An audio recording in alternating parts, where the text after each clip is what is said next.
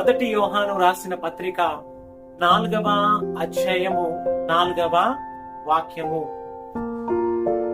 మీలో ఉన్నవాడు ఈ లోకములో ఉన్నవాని కంటే గొప్పవాడు.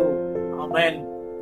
ఈ రోజున నీ జీవితంలో భ్రమపరిచే ఆత్మ ద్వారా నీకున్న స్థితి గతులను బట్టి కలవరపడుతూ ఉన్నావా?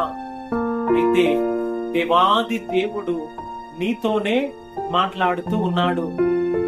సత్య స్వరూపి అయిన దేవుణ్ణి నీ హృదయములో నీవు ఆహ్వానించినట్లయితే ఆయన గొప్పవాడుగా ఉండి నీ పక్కన 1000 మంది పడినా, నీకు నీ కుడి పక్కన 10,000 మంది కూలిన అపాయము నీ వద్దకు ఆయన రానియడు. ఆయన గొప్పవాడిగా నీ జీవితంలో ఉండి ఒక ఉన్నతమైన స్థానములోనికి నిన్ను నడిపించునుగాక.